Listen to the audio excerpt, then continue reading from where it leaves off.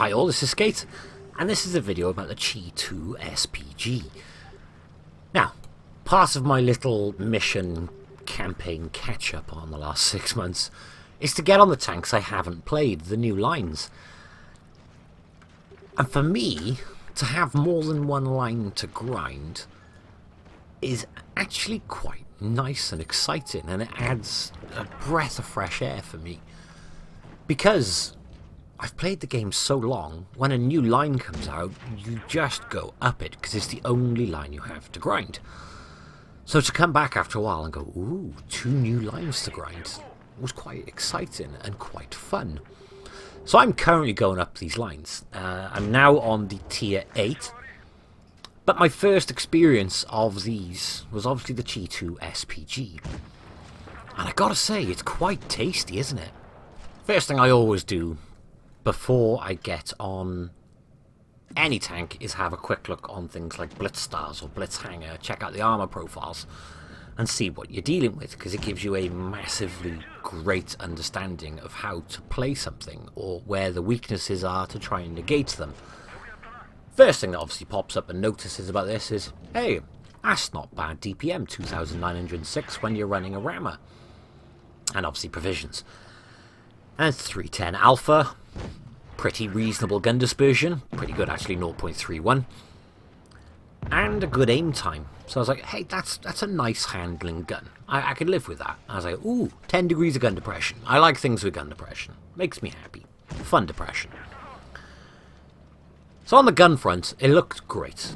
It looked like it fitted in with most of the other turretless TDs at this tier, and it looked like it could pack a nasty punch. But what made it special was it's like, okay, it's got 10 degrees of gun depression. It's when you look at the armor profile. Now this is where it becomes a different kettle of fish. And I know turretless TDs are not everyone's cup of tea, but this thing has 150mm of frontal armor, and it's quite well sloped, which gives you about, what 190 to 195 effective thickness on the flat. But then I remember, like, ooh, it's got 10 degrees of gun depression. Now, when you're slamming this thing with 10 degrees of gun depression, all of a sudden, you've got 230 to 240mm of effective thickness.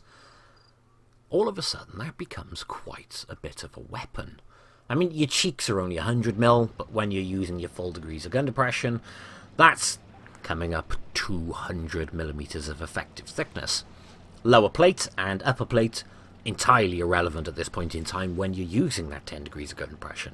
And you'll notice in that last video, which you'll notice in this mastery replay, what I like to do as well is between my shots use the 10 degrees of gun depression and wiggle left and right as much as I can, because there are weak spots, but that makes them much harder to hit, and it increases the effective thickness of the armor. So frontally, bit of a beast. And that's surprising considering it has quite a nice gun. Mobility's alright. Traverse, you'll see I run an engine boost. I like to use that mostly when there are things popping up near me which could circle me, because that way at least if you can get yourself butt close to a wall, nothing can actually circle you. As the same in most turretless TDs, if you're wide out in the open, nothing to back up against, you might get smacked in the rear end by a lot of medium tanks. So, engine boost, keep it close to solid ground, and it balances out the weakness of it being a turretless tank destroyer. But the big thing with this is using that full 10 degrees of gun depression at every possible opportunity you can. And it does become very strong. Even in tier 8 matches, I find the armor is more than capable. It's not infallible. You can penetrate it, no problem at all with certain tanks. But if you're coming up against something, I don't know, let's go with a 112 Glacial. It's got 215mm of penetration on its APCR and 270 on its heat. It can penetrate you, but at certain angles, and when you're wiggling with that 10 degrees, it makes it a challenging shot. And then you've got to remember, something like a lot of tier 8 heavies have got, what, 0.38 to 0.4 sort of accuracy. So if you're playing the medium range game, hiding your lower plate, you become quite bouncy. Surprisingly, actually, but you've got to do that wiggle left and right job. And it goes a long way. It sounds stupid, just going, oh yeah, wiggle, save my butt.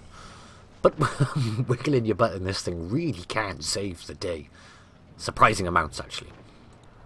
I think for that reason, I really enjoyed playing this tank, and I flew through the grind. Granted, I said I've only got 2 lines to grind. I'm now on the Sheridan, so I've only got 1 line to grind, which is this. And I'm on the tier 8, and first impressions of the tier 8, I don't think it's as good as the tier 7 in any shape or form. I mean, I'm not enjoying it like I was this tier 7. Yeah, it's got 8 degrees of gun depression, but I bet you if it had that 10, it would be a lot more enjoyable to play. Because obviously, again, the armor becomes a bit more effective, and it means you can hide more of your tank. But yeah, general thoughts, which we'll come on to in further depth when we get there, when I make the video anyway, is the tier 8 I don't think is as good as the tier 7, personally. But in regards to this tank, I actually think it's a pretty easy playstyle. It's a pretty relaxed playstyle. It's literally, basically, as we covered in the last, 6 minutes even, hide the lower plate by using the 10 degrees of gun depression, obviously back it off between shells, but wiggle. Wiggle your shells, wiggle your tank between shots, try and back off between shots, keep hard cover near you, which I've said in every single video in regards to turretless tank destroyers, and you're kind of rolling in the right direction then. That's pretty much, in my opinion, all there is to it with this tank. If anything, I gotta say, it actually reminds me of a Dickomax. The playstyle is just like the Dickomax, except this has armor, and it's upper tier. Aside from that, it's a better, bigger Dicker. It's better than the Steromule, in my opinion. I will say, I think the biggest weakness of this tank is I found my engine gets knocked out a lot. And again, you have crew who like to take shells on the head. You'd be surprised how much, if you haven't played it anyway, you'd be surprised how much the crew and the engine get taken out in this. So make sure you keep your repair kit handy, basically. But yeah, nice easy one in my opinion. Nice relaxed playstyle. Quite manageable playstyle, nothing challenging about it. It's just a few basics to keep in mind, and you keep your tank nice and safe as a result. But yeah, that's it for this video. Hope you've enjoyed it. Thank you all for watching, and I'll catch you in the next one. Bye-bye.